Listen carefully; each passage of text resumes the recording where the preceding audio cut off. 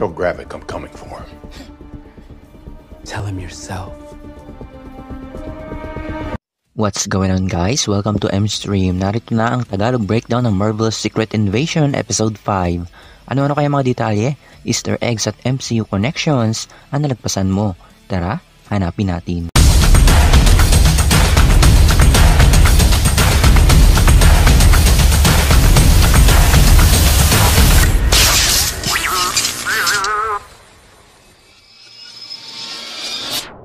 Before we begin, you can comment down below to join in my custom shoutout. Ang ending scene ng episode 4 ay isa sa mga nakakagulat na pangyayari kung saan namatay si Talos para lang iligtas si President Ritson. Nalaman nating Skrull si Rhodey at utay-utay nang lumalabas ang ilang kapangyarihan ni Gravik. Ang opening ng episode na ito ay ipinagpatuloy lang kung saan natapos ang nakaraang episode.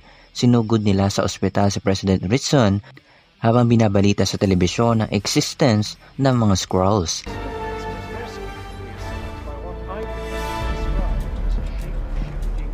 Nagbalik sina Gravik sa kanilang kampo at doon na siya kinestyon ng isa sa mga alagad niya at nangyari ito.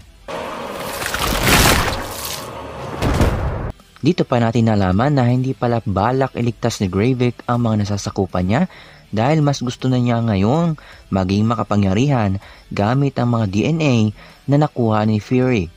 At hanggang sa baguhin ni Gravik ang plano, inilabas niya kung saan nagtatago ang ilang Skrulls at kasabay nito ang plano niyang pag-ingtingin ang World War III.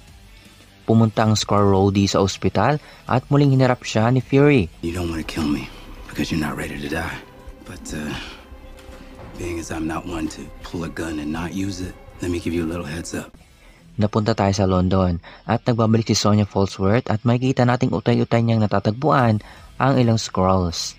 Habang ilang nasasakupan ni Gravik ay nagrebelde na sa kanya. Bumalik si Fury sa isa sa mga tinutuluyan niya noon at ito rin yung lugar kung saan unang dinala ni Fury sina Talos at ang ilang Skrulls noong 1997. Balik tayo kay Sonya. Nakikita ko dito kay Sonya yung dating Nick Fury. The males in my species are very similar. If they're not busy gaslighting you, they're threatening you with murder. That's what all the podcasts are about. Pumunta si Gaia kay Priscilla upang humingi ng tulong. Sinubukan ni Skrull Rhodey na utuin si Ritson na bumbay ng Russia at sumakay si Fury sa isang private jet na nilaan ni Mason. Tandaan niyo pa ba siya? Uli natin siya nakita sa solo film ni Natasha Romanoff. You've always been a really good friend to me. Thought everyone wants to hear. Dinaos nila Gaia at Priscilla ang libing ni Talos at nagkaroon silang dalawa na pagkakataong mag-usap at magkapaliwanagan hanggang sa Down some dark alley. nagtulungan ang dalawa para sila ay makaligtas. Balik tayo kay Fury kung saan gumamit siya ng peking maskara na dati na natin nakita na ginawa ni Natasha at sa pelikulang Black Widow. Pinuntahan ni Fury si Sonya at sinabi niyang Skrull si Rhodey.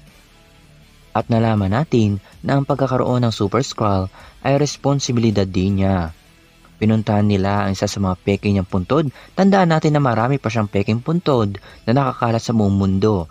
Tinanong ni Sonya na bakit hindi na lang tayo humingi ng tulong sa mga superheroes at binigyan tayo ng napakagandang sagot ni Fury. We can't keep depending on these superheroes to swoop in and save our asses. None of them can defend the world the way I can. If that ain't enough, maybe I am just dust. Matapos nito ay pumunta siya sa ilang puntod, laman nito ang ilang armas at suot niya. It's time. Let's finish this. Sino kaya ang katawagan niya? Si Gaia? Si Priscilla? O malay nyo? Si Maria Hill? Sino kaya ang hula nyo? Just comment down below. Nalalapit na ang season finale ng Marvel's Secret Invasion. Abangan pa ang mga susunod na content. Dito lang yan sa paborito mong channel. See you next time.